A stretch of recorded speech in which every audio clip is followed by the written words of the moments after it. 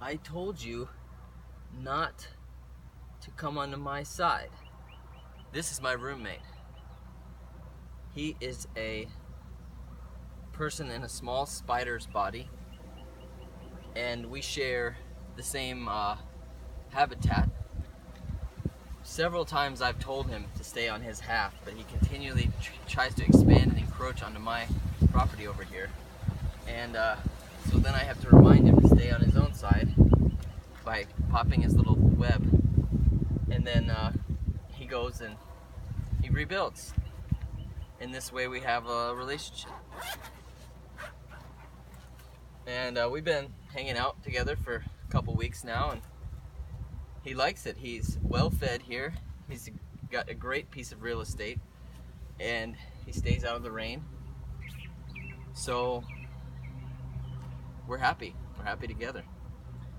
So I wanted to give a class today, and the class is going to be on the word analysis and how and the practicality of using that word as far as the action verb to analyze. And before we begin the class, I'd like to have a small kirtan or musical meditation. So if you know the words, please sing in and join with me. And I know a lot of times when you're watching a video, you don't feel quite compelled to join in, but it's for more of your benefit if you are able to join in, if you're able to watch in private with headphones or in a place where you feel comfortable singing. You'll experience much more of a profound sensation, especially after you stop chanting and you look back. It's like a cleansing or taking a shower on the inside. So let's do a couple mantras here.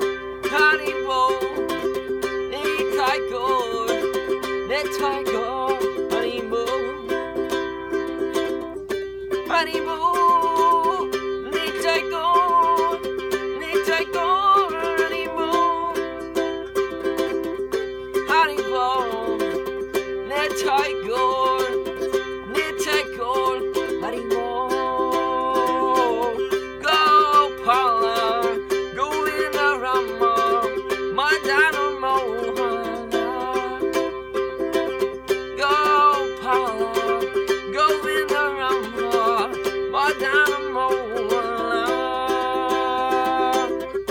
go Paula, go in the Roma, Dynamo,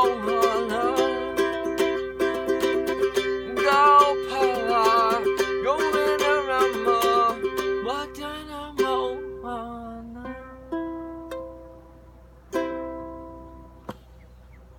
Howdy Bowl, thank you so much for listening.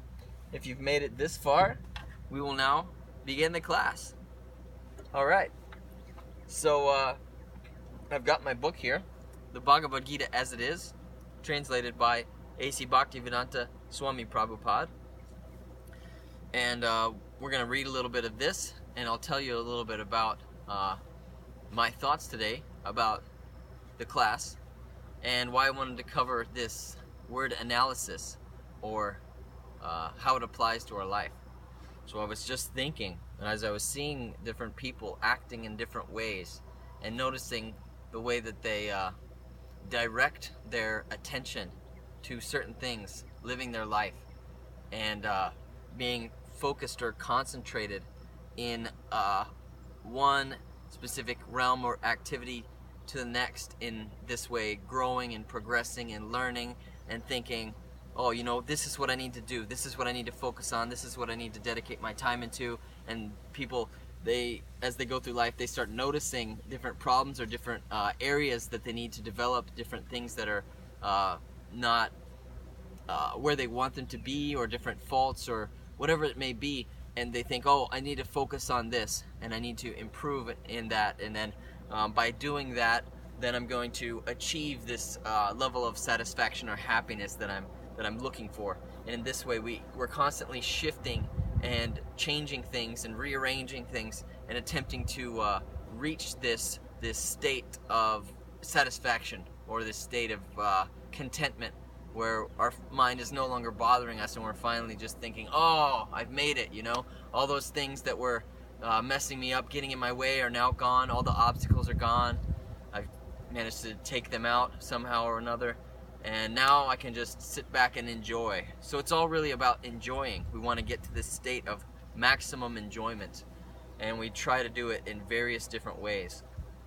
Now, the reason analysis is so important is because if we're not able to analyze that fact and observe and kind of take a step back, then there's no chance of us ever becoming free from the cycle which is going on in our mind, in which we are actually falling victim to, because we have no ability to escape, or no ability to say no to the different things, the different activities that our mind is proposing, that we move to the one, to the next, to the next, to the next, in order to try to achieve this state of enjoyment.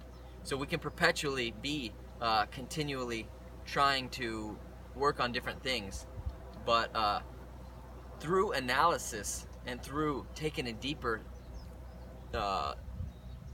thought and a deeper view of the situation that's going on, we can come to a clearer understanding as to what's really going on, and we can answer the questions to which a question that was just brought up through this dialogue was that, does this cycle, or this following of these different streams of desires and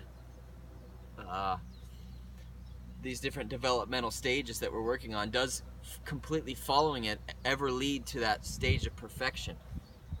Which is a good question. Does it? And so analysis is incredibly important. Analysis, you know, coming from the word to analyze, which means to think about things, to weigh from a neutral point of view the outcomes, and in this way come to a deeper understanding, and not being forced to follow one particular thing. So what does analysis of this situation that we're in and the behaviors of different people, what does this tell us? It can tell us a whole lot of things. But what I want to do is I want to share the perspective of the Bhagavad Gita as it is, as a another option for your analysis. So, as I was just discussing, we're hoping to achieve this state of maximum enjoyment by working and concentrating and focus our minds in different ways.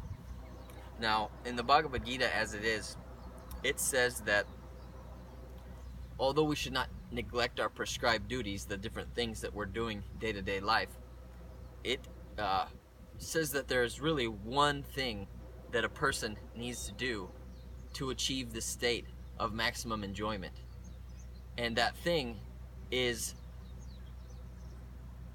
basically that one needs to divert one's attention, one needs to divert one's concentration from whatever these different things that they're doing are into a higher form of energy.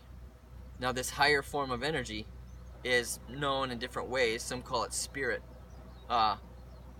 But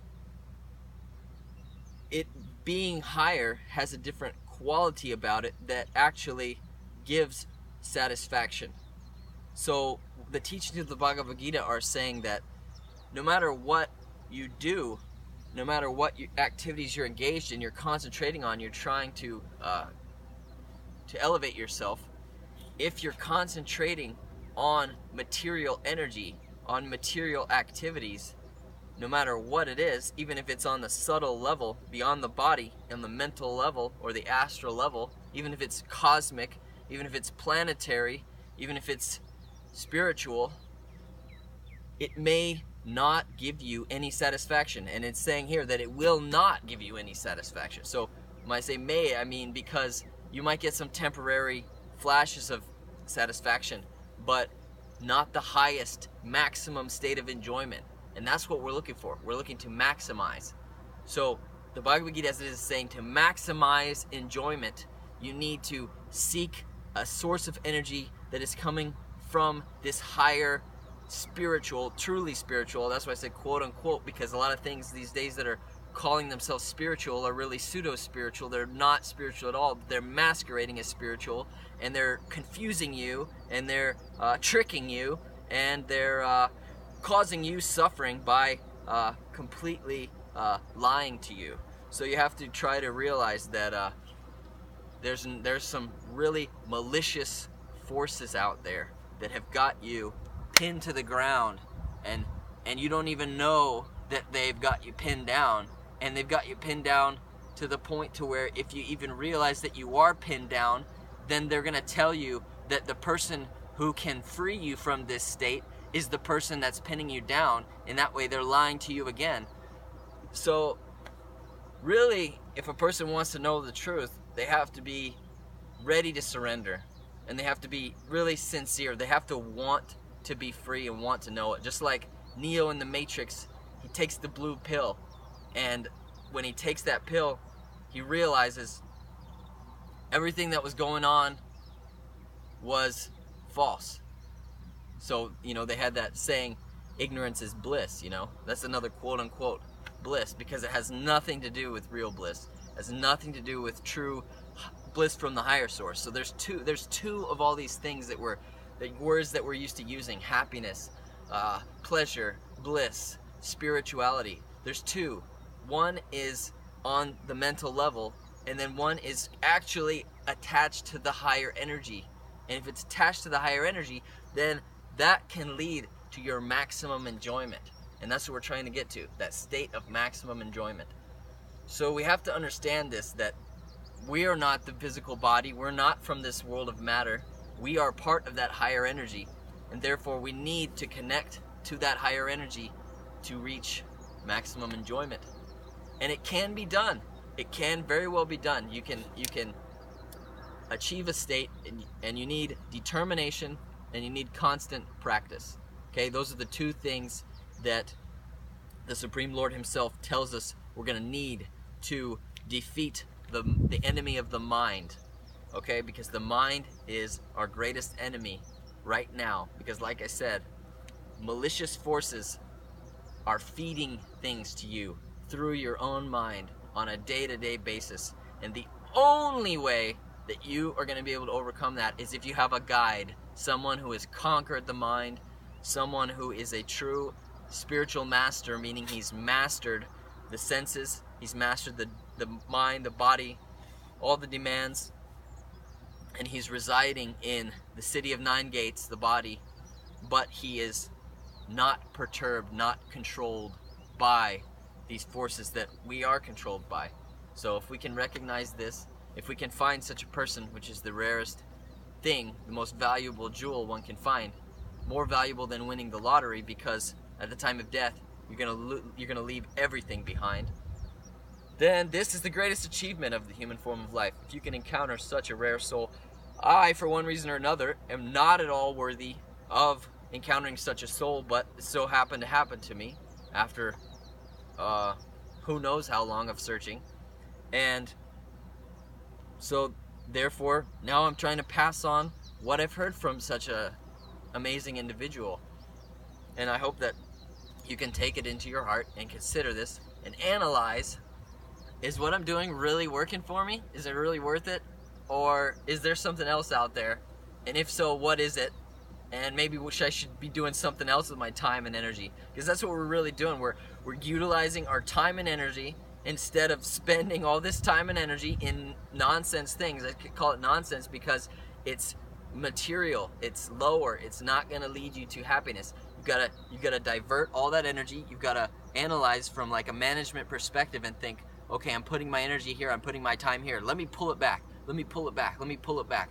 Okay, I've got to engage in my prescribed duties. I've got to take care of my body. I've got to take care of my needs. So I just allot a minimal amount of time and effort on those. And then my main focus, my main concentration is on the spiritual energy, because that's what I need to purify myself. That's what I need to become happy. It's a gradual process. So you've got to allot that segment, that greater portion of your time and energy every single day towards the spiritual energy. Now, the greatest and easiest way to do that is through mantra. Mantra is condensed spiritual sound vibration. It's extremely potent, extremely effective. So this is why mantras, you will continually find me teaching about them and trying to spread them. And all the great saints, all the acharyas or masters who lead by example, will continually spread these mantras, because this is the quickest, easiest, fastest, most effective form of diverting our time and energy, focus, concentration onto the spiritual energy. So let's read a verse here from the Bhagavad Gita, and then we'll do some mantra. Okay, so we're gonna go to chapter 11. Chapter 11, the universal form.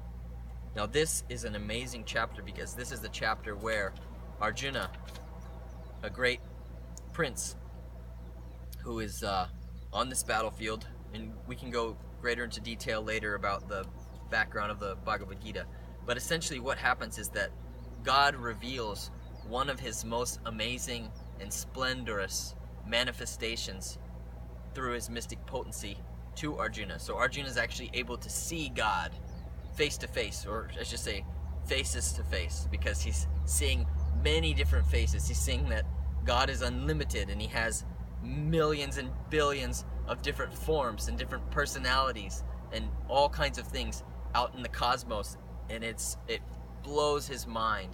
So this is an awesome chapter. Okay, so this is text 15. Om Namo Bhagavate Vasudevaya Arjuna Uvacha Pashyami Devams Tava Devahedehe Sarvams Tata Bhuta Vishesha Sangam Brahmanam Isham Kamalashana Shtam Rishimscha Sarvan Uragamscha Divyan. Translation. Arjuna said, "My dear Lord Krishna, I see assembled together in your body all the demigods and various other living entities. I see Brahma sitting on the lotus flower, as well as Lord Shiva and many sages and divine serpents. O Lord of the universe, I see in your transcendental body many, many forms, bellies, mouths, eyes, expanded without limit. There is no end, there is no beginning, and there is no middle to all this. Your form, adorned with various crowns, clubs, and discs, is difficult to see because of its glaring effulgence, which is fiery and immeasurable like the sun. You are the supreme primal objective. You are the best in all the universes. You are inexhaustible, and you are the oldest. You are the maintainer of religion, the eternal personality of Godhead. You are the origin without beginning, middle, or end. You have numberless arms, and the sun and moon are among your great unlimited eyes. By your own radiance you are heating this entire universe. Although you are one, you are spread throughout the sky and the planets and all space between. O Great One, as I behold this terrible form, I see that all the planetary systems are perplexed. All the demigods are surrendering and entering into you. They are very much afraid, and with folded hands they are singing Vedic hymns. The different manifestations of Lord Shiva, the Adityas, the Vasus, the Sajas, the Vishvadevas, the two Ashvins, the Maruts, the forefathers, and the Gandharvas, the Yakshas, Asuras, and all perfected demigods are beholding you in wonder. O mighty armed one, all the planets with their demigods are disturbed at seeing your many faces, eyes, arms, bellies, and legs, and your terrible teeth, and as they are disturbed, so am I. O all-pervading Vishnu, I can no longer maintain my equilibrium. Seeing your radiant colors fill the skies and beholding your eyes and mouths, I am afraid. O Lord of Lords, O refuge of the worlds, please be gracious to me. I cannot keep my balance, seeing thus your blazing death-like faces and awful teeth. In all directions I am bewildered. All the sons of Dhritarashtra, along with their allied kings, and Bhishma, Drona, and Karna, and all our soldiers are rushing into your mouths, their heads smashed by your fearful teeth. I see that some are being crushed between your teeth as well. As the rivers flow into the sea, so all these great warriors enter your blazing mouths and perish. I see people rushing with full speed into your mouths as moths dash into a blazing fire. O Vishnu, I see you devouring all people in your flaming mouths and covering this universe with your immeasurable rays. Scorching the worlds you are manifest. O Lord of Lords, so fierce of form, please tell me who you are.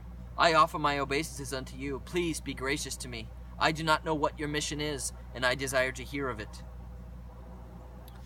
So these are prayers that Arjuna offered to the universal form of God.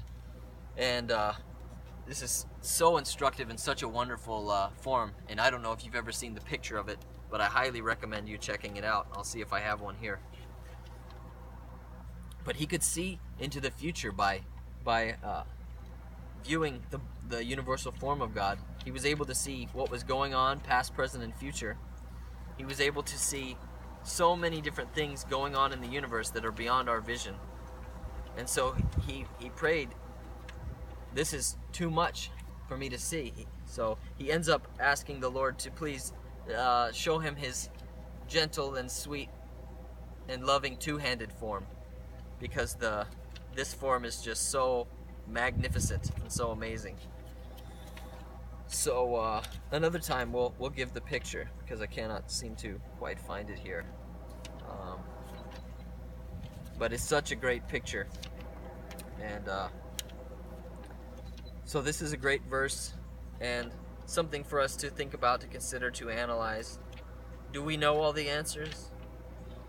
I was talking about demigods, different demigods, Shiva, Brahma, this and that. So is this a Hindu thing? Is that what it is? You know, the word Hindu came from the Muslims that would call all the people on the other side of the Sindhu River Hindus, Sindhus, and then it got changed to Hindus. So it really just refers to a whole bunch of people that they had no idea what they were doing, but they seemed to worship these demigods. So, but really, within that group of people on the other side of the river, there were people that were, you know, worshiping false idols, worshiping personalities that are not God, as God. So many different things that you find these days. You find people worshiping trees these days. You find people worshiping ghosts, worshiping spirits. But within that group, there was a group of people that were actually worshiping God himself as the supreme original person who has many different names, but ultimately is that individual or that personality that from whom all other persons came from, the source, the cause of all causes. So it is that person and that group of people that are technically called Hindus, but really they are seers of the truth. They are yogis. They are practitioners of the original yoga system, which is unperturbed and unchanged. So this is not something you can figure out with your mind. It's not something you can speculate to. You don't have any entrance into this.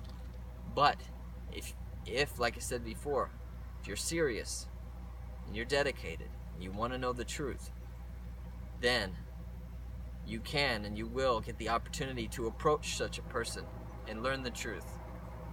So, analyze that, think about it, and let me know if you have any questions. So let's chant Gora Anga together. Okay?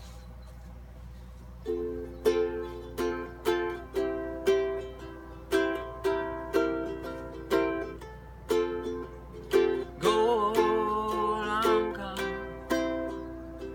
Golanga, Golanga, Golanga, Golanga,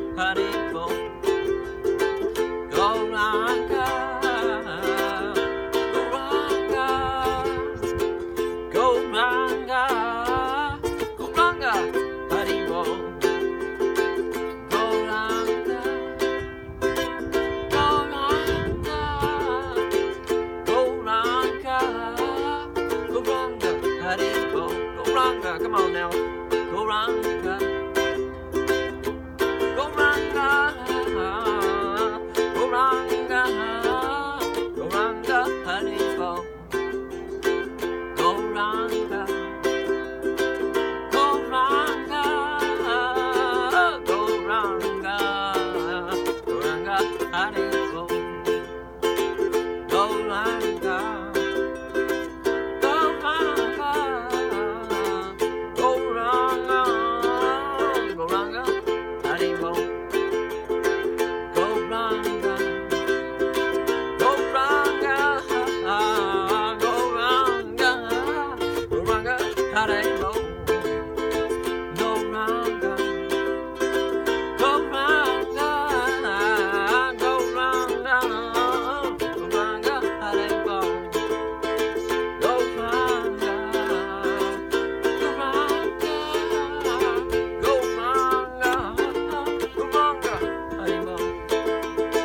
Goranga. Goranga. Goranga. Goranga. Haribo. Goranga. Goranga. Goranga. Goranga. Haribo. Goranga. Goranga. Goranga.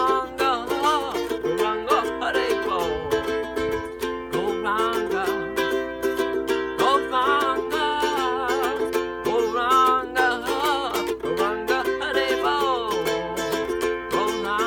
Goranga. Goranga. Goranga. Goranga. Haribo.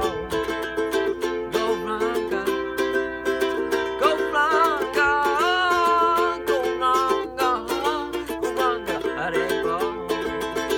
Goranga. Goranga. Goranga.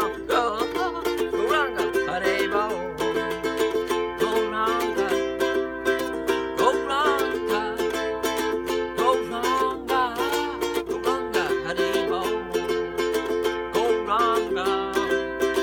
Goranga. Goranga. Goranga. Haribo. Hang on in there, come on. Goranga. Goranga. Goranga. Goranga. Haribo. Goranga. Goranga. Goranga. Goranga. Haribo. Goranga. Goranga. Goranga. Goranga. Haribo.